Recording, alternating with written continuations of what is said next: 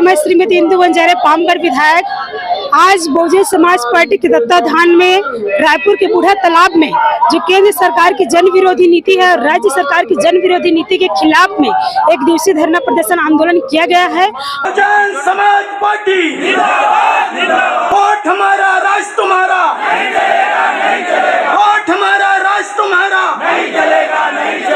बाबा साहब अमर रहे, बाबा साहब अमर रहे, क्रांतिवीर बिरसा मुंडा अमर रहे, क्रांतिवीर बाबा साहब अमर रहे।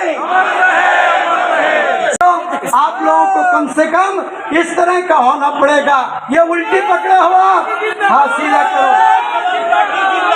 Bahujan Samaj party, Bahujan Samaj party, Bahujan Samaj party, बहन कुमारी मायावती जी जिंदाबाद, बहन कुमारी मायावती जी जिंदाबाद, वोट हमारा, राज तुम्हारा, वोट हमारा, राज तुम्हारा, मनवर काशी राम साहब अमर रहे, मनवर काशी राम साहब अमर रहे, बाबा साहब अमर रहे, बाबा साहब अमर रहे, क्रांतिवीर बिरसा मुंडा अमर रहे, क्रांतिवीर बाबा साहब अमर रहे,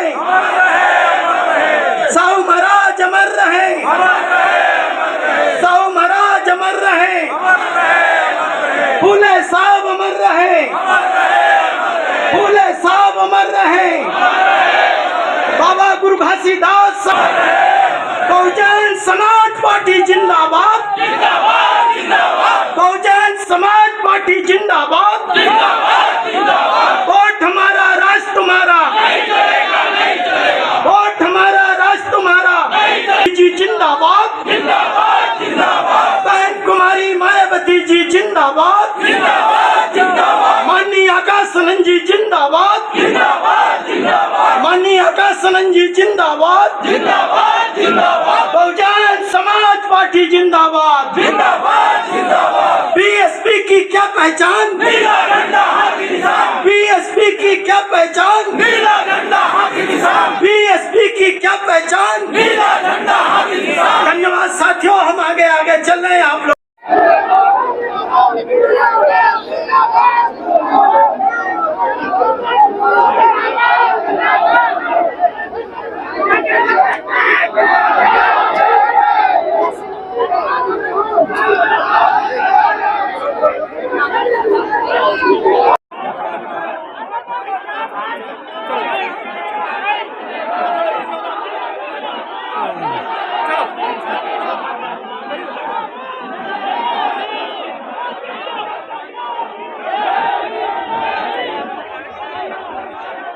भैया चलो चलो चलो ना।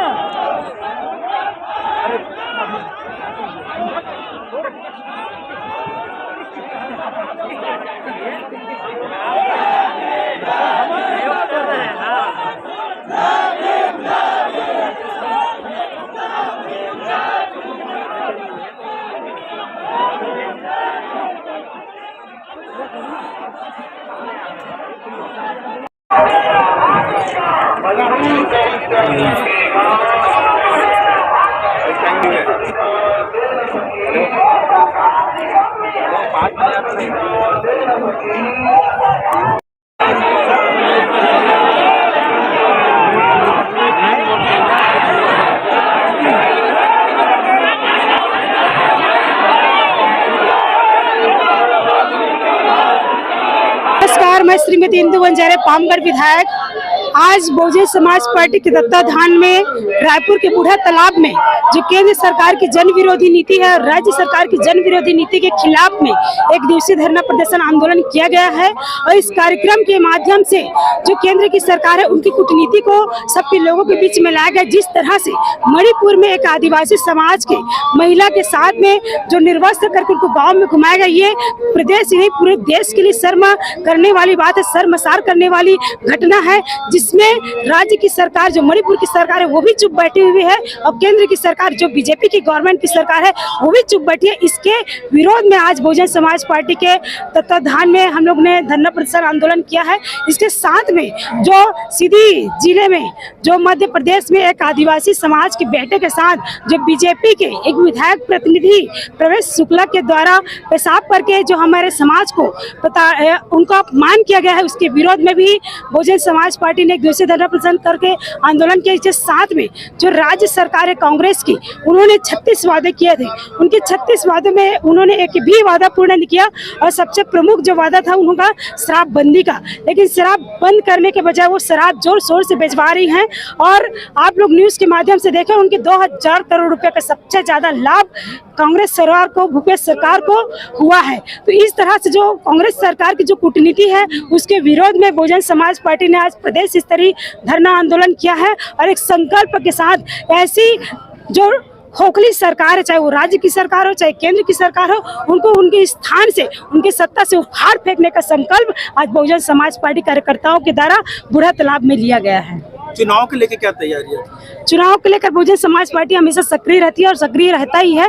तीसरी शक्ति के रूप में इस बार हम लोग हमेशा देश में रहते ही हैं, लेकिन इस बार छत्तीसगढ़ प्रदेश में हमारी रणनीति ऐसी है कि हमारी बगैर किसी की सरकार नहीं बनेगी। ऐसी हमारी पूरी रणनीति तैयार हो चुकी है, क्योंकि हम गरीब तबकों के आवाज़ को विधानसभा में उठाने के काम करते हैं। बहुजन समाज पार्टी चाहे किसान हो, बेरोजगार हो, युवा हो, सर्व समाज को लेकर चलने वाली पार्टी है। तो बहुजन समाज पार्टी सर्व समाज को लेकर इस बार अपनी सरकार बनाने के लिए पूरी तय कर चुके हैं। इस बार छत्तीसगढ़ में हमारे बगैर किसी की सरकार नहीं बनेगी। क्या चुनाव में किसका चेहरा आएगा?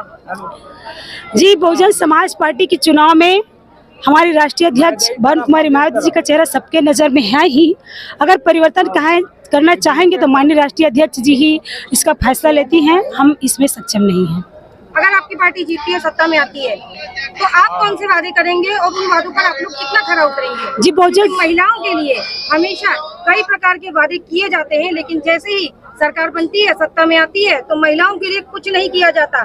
अभी आपने मणिपुर की महिलाओं के लिए आवाज उठाई है, लेकिन क्या आप ये बात जानती हैं कि छत्तीसगढ़ के अंदर ही महिलाओं पर कितने अत्याचार हुए हैं? कई थानों में महिलाओं के लिए कितने ऐसे केस है जिस पर कोई कार्रवाई नहीं हुई है? अगर आपकी पार्टी सत्ता में आती है तो महिलाओं के लिए क्या होगा विशेष? जी, अब तक तो आज़ादी के इतने वर्षों तक केंद्र में बीजेपी की सरकार रही है।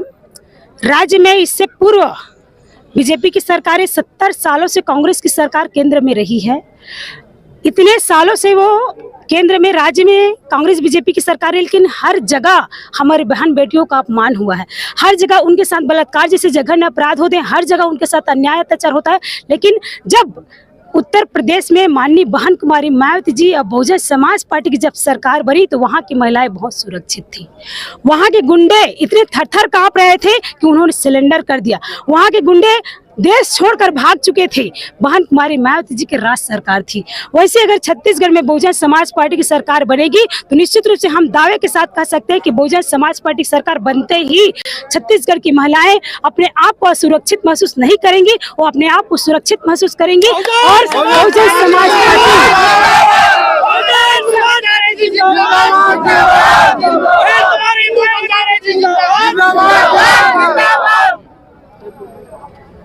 वर्तमान सरकार के चलते इस बार जितने प्रदर्शन हुए हैं, क्या उतने प्रदर्शन आपकी सरकार के आने के बाद में होंगे? और जितना कुछ इस बार हुआ है, जैसे ये नग्न प्रदर्शन एक हुआ था, तो क्या ऐसे ही प्रदर्शन कंटिन्यू होते रहेंगे अगर आपकी सरकार आती है तो?